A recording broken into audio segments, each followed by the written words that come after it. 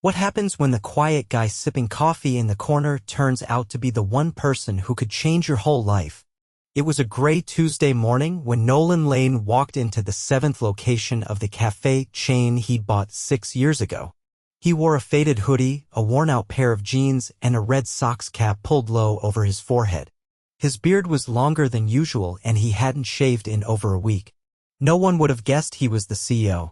And no one at this cafe ever had a reason to meet him. Most just knew the chain was bought by some guy years ago when the original owners retired. Nolan had built up the company with 9 locations across the state, each meant to feel like a cozy neighborhood spot, not a corporate franchise. But lately, something had been off. He'd heard from his district manager that the numbers at a few locations were slipping. This one, in particular location 7, had been falling behind in both sales and customer reviews. His emails to the store manager had gotten generic replies. "We're adjusting. Staffing has been a challenge lately. We're working on it." That wasn't enough for Nolan. He wanted to see it for himself. He stepped inside just before the morning rush. The place was clean but felt cold. The music was low, the lighting harsh. Only a few customers sat at the scattered tables.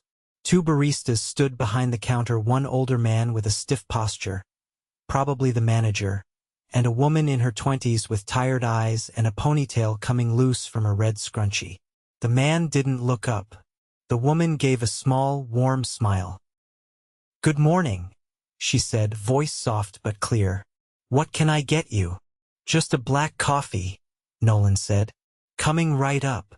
He paid in cash, took his cup, and sat near the back window, watching the rhythm of the place.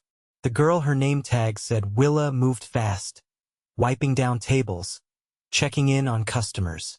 She offered to warm up someone's muffin.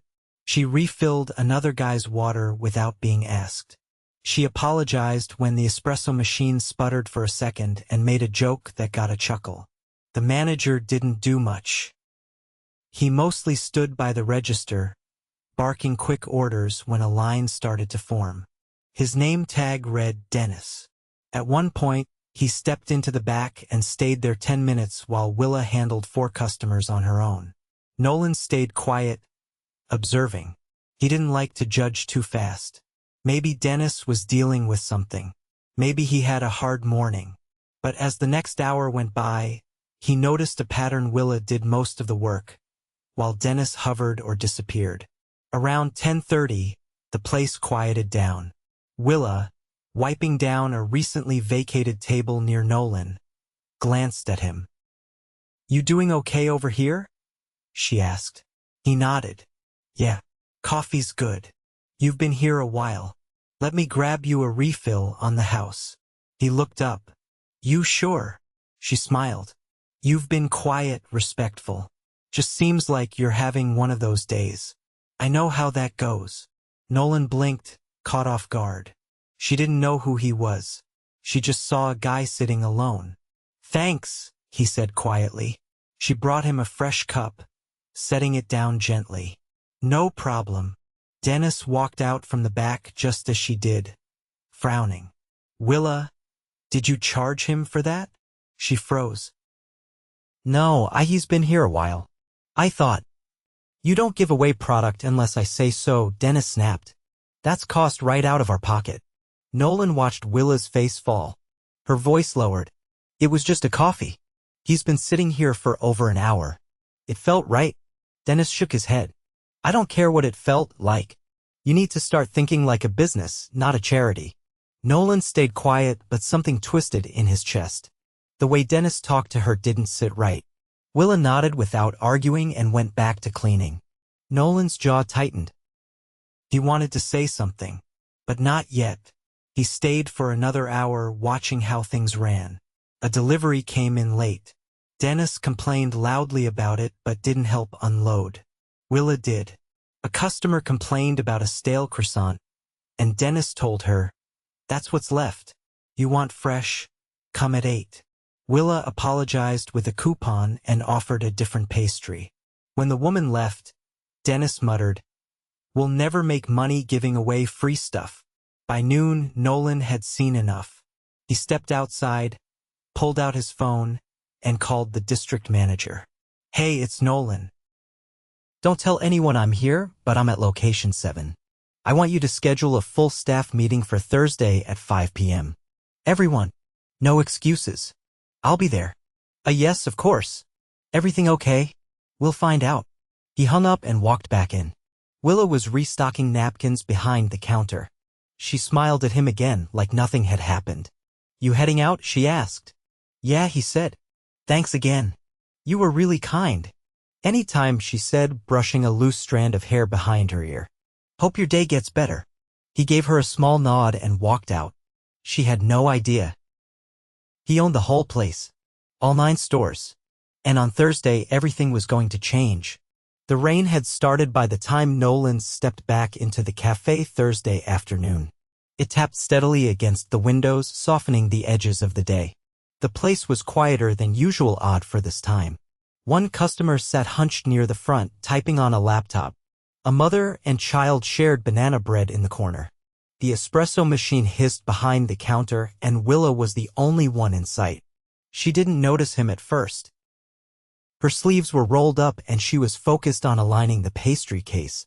A tray of croissants had been pulled and she was rotating them methodically, checking for any that had gone too dry. Nolan didn't interrupt. He watched her work with a kind of quiet efficiency he rarely saw anymore. She wasn't just moving through tasks, she was paying attention. When she finally looked up and saw him, her expression flickered with recognition, but she didn't say anything right away. Just gave a small nod and turned to the register. Still just black coffee? She asked as he approached. Yeah. That'd be great. She filled a cup, slid it across to him, and hesitated. You've been in a few times now. He nodded. I like the place. Quiet. She glanced toward the back. That's one word for it. He took his cup, leaned slightly on the counter. You work a lot of shifts? Willa gave a tired laugh. This week? 6 days. Doubled up Tuesday and yesterday. Maggie quit on Monday. Dennis says we're in a short-term crunch. Nolan didn't respond right away. Rain dripped from the edge of the awning outside. You working the staff meeting later? He asked casually. She wiped her hands on a towel, eyes narrowing slightly. Yeah. Dennis made it pretty clear. Said someone from corporate is showing up. Probably to remind us how lucky we are to have jobs. Nolan raised an eyebrow. That what he said? More or less. He's been tense all week. Told me yesterday not to embarrass the store during the meeting. He took a sip of coffee and gestured at the empty tables. Doesn't seem like you're the problem. Willa tucked the towel into her apron. I just try to keep things moving. Some days that's all you can do. Before he could reply, Dennis came out from the back, adjusting his collar. He caught sight of Nolan and gave a mechanical nod, the kind you give a stranger you half recognize. You waiting on something? Dennis asked. Nope. Just coffee. Dennis turned to Willa. We're closing early at 4:30. Make sure the register's counted by then. I don't want us running late. Willa stiffened. We still have customers scheduled for pickups. Then call them. Tell them to come early. She didn't argue, just walked off toward the front window, grabbing her phone from behind the counter. Nolan watched Dennis as he fidgeted near the back, glancing at his watch, pacing for a moment, then disappearing into the office again. By 4:30, the cafe was shuttered. Chairs were flipped onto tables and the lights above the pastry case were dimmed. Staff began to trickle in. 2 college-aged baristas Nolan hadn't seen before. A bearded guy with dishwater blonde hair, and a woman in her early 50s with a no-nonsense posture and a name tag that read Janine. They gathered near the back seating area, murmuring among themselves. Most looked tired. Some looked annoyed. Willa stood apart, arms folded, eyes distant. She hadn't spoken since the last customer left. Dennis finally reappeared, clapping his hands once. All right, everyone here? Good. Corporate's about to start. He looked toward the back door as if expecting someone to walk through it. When no one did, he cleared his throat awkwardly, then turned and froze. Nolan stepped forward from his corner seat, coffee still in hand. The room went still. Dennis blinked. Can we help you with something? Nolan let the silence stretch a beat longer. Then he spoke, calm and even. I'm Nolan Lane. Blank stares. Then slow recognition began to spread across a few faces. Dennis paled. I own this company. More silence. A few of the staff glanced at each other. Willa didn't move. Dennis opened his mouth, but Nolan raised a hand. I've been coming here all week. Sitting right there. Watching how the store runs. Listening. Noticing what gets said when no one thinks anyone's listening. Dennis's face tightened. If I'd known you were coming, I could've. I didn't want you to know. That was the point. Nolan set his cup down carefully on the table beside him. I built this place to be more than just coffee and cash. I wanted it to feel like a place people could trust for customers and for the people who work here. But this location? Something's gone wrong. He turned slightly, addressing the whole group now. I watched customers ignored. I saw deliveries mishandled. I saw one person doing the work of 3. And I watched a store manager treat his staff like a burden instead of a team. Dennis tried again. I've been dealing with staffing shortages. We're stretched thin. So is everyone, Nolan cut in. But not everyone uses that as an excuse to belittle their team or cut corners on service. He looked directly at Dennis. I heard how you spoke to Willa. Twice. Over a cup of coffee and a customer complaint. The problem isn't the staff. It's leadership. Dennis opened his mouth, then shut it again. Nolan turned to the rest of the staff. Starting tomorrow, Dennis is stepping aside. This store needs a reset, and that starts with accountability. Murmurs rippled through the group. Janine nodded once, slow and deliberate. I'm bringing in an interim manager from another location, Nolan continued. Someone who understands how we operate. But long-term, I want to promote from within. He paused, eyes settling on Willa. You've been holding this place together. Quietly. Without recognition. I saw it. And I'm guessing the rest of you have too. Willa's eyes widened. I wasn't trying to. You didn't have to, Nolan said. You showed up. You carried the load.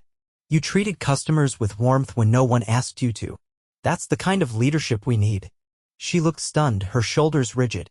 I'd like to train you for an assistant manager role. Starting next week, you'll shadow the interim manager for 2 months. If it goes well, the store's yours. The other employees looked at her, then back at Nolan. No one spoke for a moment. Finally, Willa found her voice. I don't know what to say. You don't have to decide now, Nolan said. Just know the offer's real. And earned. He turned back to the group. We're also revising shift coverage starting next week.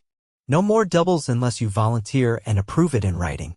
We're hiring 2 new part-timers to help cover. And if you've got concerns, real ones, I want them routed directly to corporate. I'll set up a staff feedback channel myself. He let that sink in, then nodded once. That's all I came to say. He started toward the door, but Willa stepped forward. Why me? He paused. Because when no one was watching, you did the right thing anyway. And then he left. The rain had stopped. The street outside was quiet. But inside the cafe, something had shifted. Not instantly, not completely, but enough. Enough for a start. The following Monday, Willa stood outside the back entrance of the cafe, clutching a paper folder and biting the inside of her cheek. The sky was overcast again, but it hadn't started raining yet. She was 15 minutes early. She always was, only now she wasn't just opening the store anymore. She was meeting the interim manager Nolan had promised. And she had no idea what to expect. The past 3 days had passed in a blur. Dennis hadn't returned after the meeting, and no one had offered much explanation, not that anyone asked. A clipboard had gone up by the employee lockers with new shift postings, and Nolan's name had appeared at the bottom of an email Willa never imagined she'd receive. It was short, direct. Training begins Monday. Interim manager, Anthony Vega.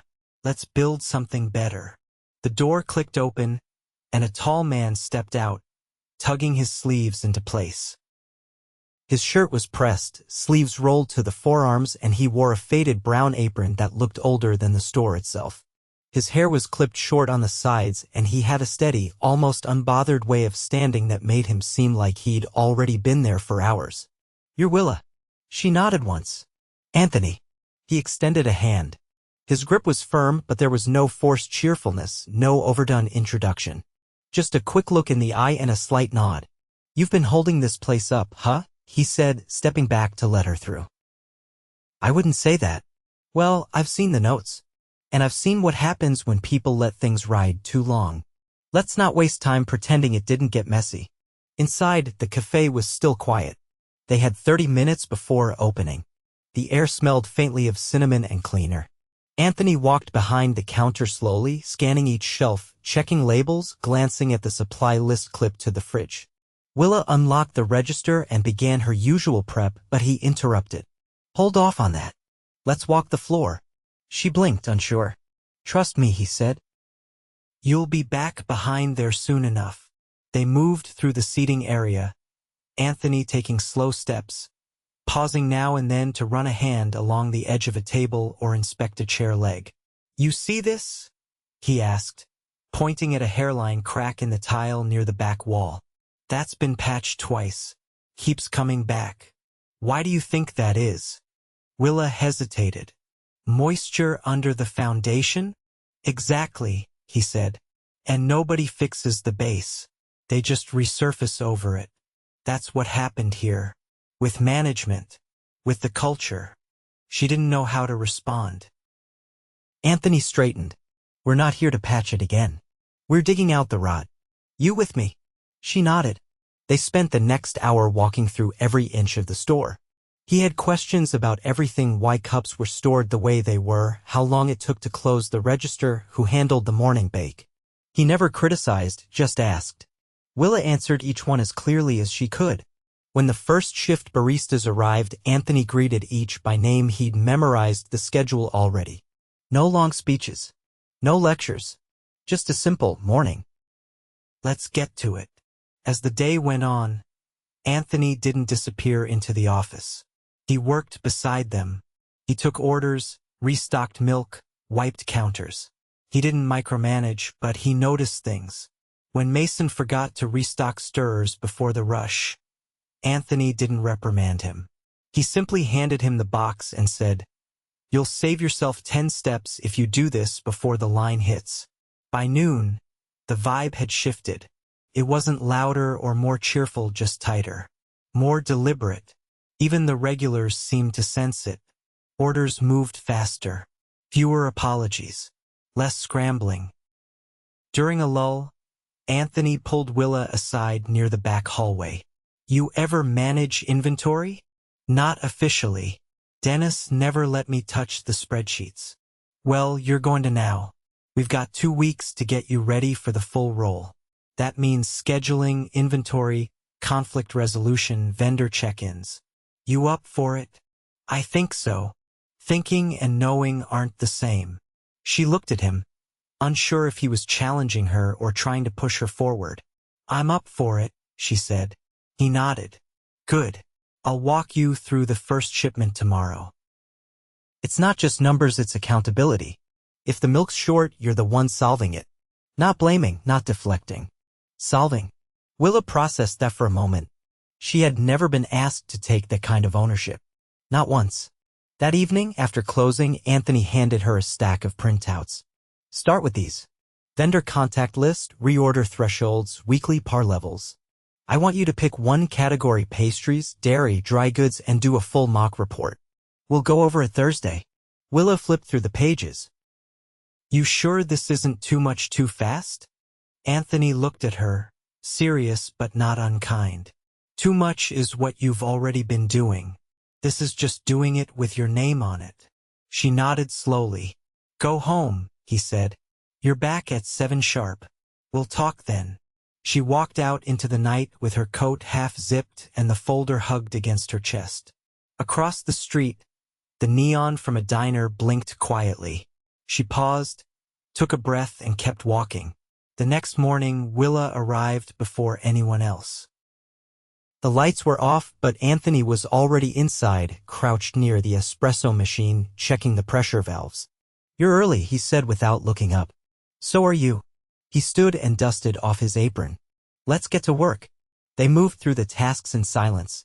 Willa had chosen dairy inventory for her report and had questions about fluctuation patterns. Anthony answered every one without hesitation. When she brought up vendor delivery timing, he told her the key was building a relationship, not just placing orders. Talk to them like people. If they like you, you get heads-up calls when stuff's running short. By the time the store opened, she already felt different. Not confident exactly, but steadier. The rest of the week followed the same rhythm. Anthony pushed her, but never without context.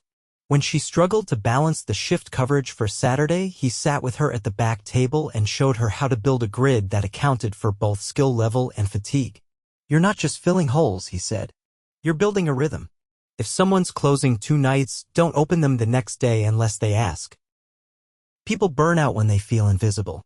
By Friday, Willa had done 2 full mock reports, shadowed 2 deliveries, and run the floor on her own for the first half of Thursday's shift. She made mistakes: a missed drink ticket, a miscounted pastry tray, but she owned each one, corrected fast, and kept moving. That night, Nolan showed up. He didn't announce himself this time. Just walked in near closing and ordered a cordieu. Anthony handed it to him without a word and wiped down the counter. Willa came out from the back, saw Nolan, and stiffened. He nodded once. Anthony says you're asking the right questions. Willa leaned against the counter, arms crossed.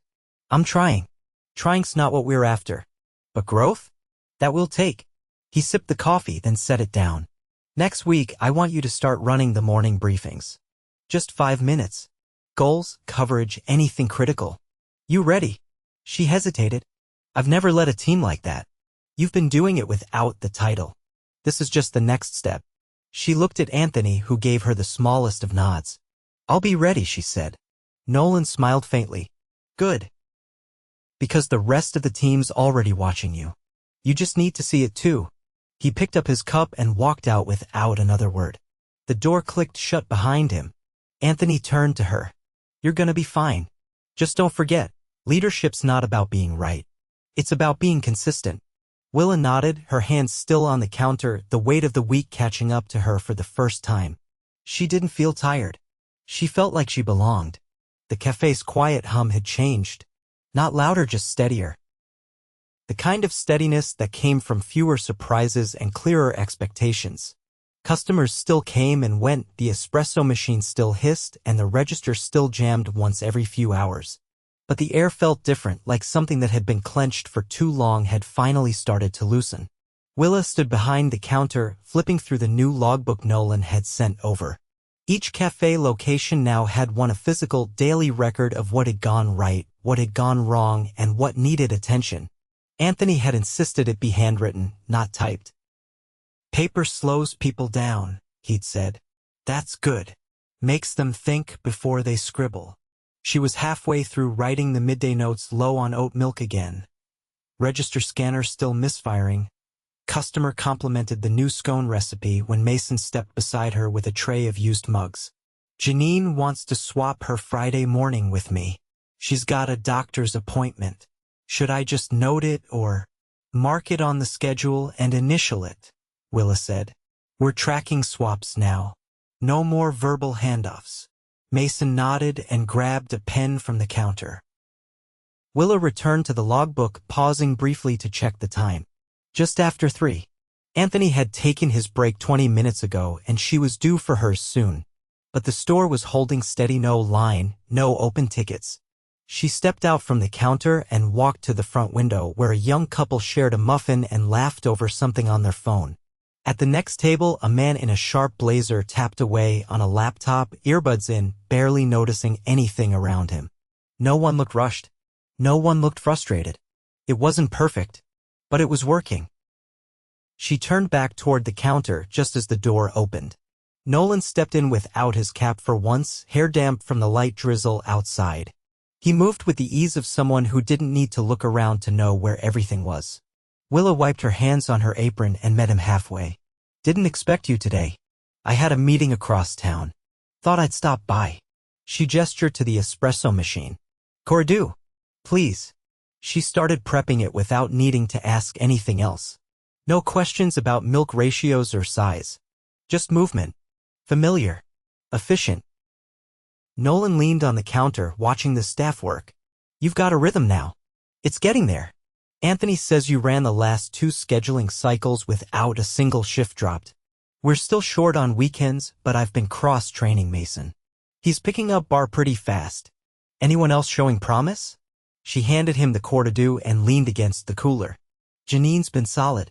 She's not interested in management, but she's got the kind of memory that makes training easier. She knows the regulars by name, allergies, and drink tweaks. Nolan nodded, sipping slowly. You're noticing things most managers don't. I think I just know what it feels like when no one's noticing. He didn't say anything right away. A customer approached and Willa stepped aside to let Mason handle it. Nolan watched the interaction quick and smooth and then looked back at her. You look different, he said finally. How so? You hold yourself like you belong here. She didn't respond right away. She didn't need to. He finished his drink and set the cup down. I've been thinking, he said. Each store has its own rhythm. You found this one's. That's rare. What would you say to helping us fix another? Another store? Location 3. It's got solid people, but the structure's cracked. It's not as far gone as this one was, but it's drifting. I want to send you in not to manage, but to observe. Help them adjust. She hesitated. So I'd leave here? Just for a week. Anthony would hold this place down. You'd check in daily. But over there you'd shadow their AM, watch how they run mornings, sit in on their team meetings. See what's missing. She considered it, eyes flicking toward the back hallway where the schedule board hung. I'm not sure I'm ready to. You're not being asked to fix it, Nolan interrupted. You're being asked to see it. That's what you've done better than anyone else. You see what's being missed. She exhaled slowly. All right, I'll try it. He nodded. I'll send you the details. It starts next Monday. She watched him leave, then turned back to the counter. Mason was running the register now and the espresso grinder had just kicked on. It was the kind of moment that would have felt chaotic a month ago. Half the team knew, no one quite sure who was leading. Now it moved like a scene she didn't need to direct. Later that night, after close, Anthony stood with her near the back exit. The last of the dishes were done. The floor had been mopped. The trash was already out.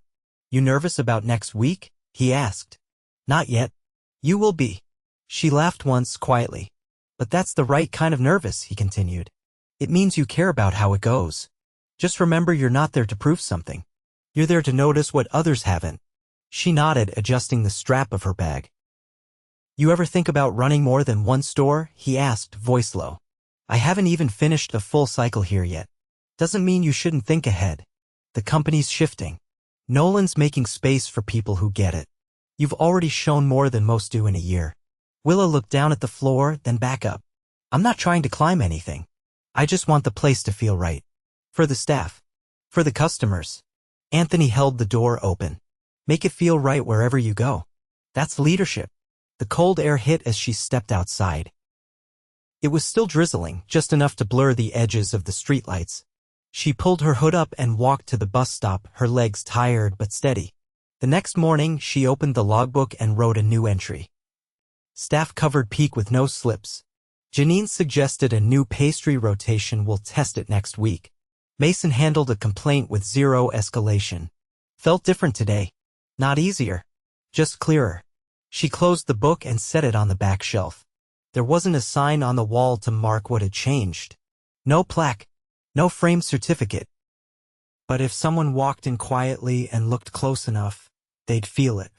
This place had found its pulse again. And the person who helped it do that no longer needed permission to lead. She just did.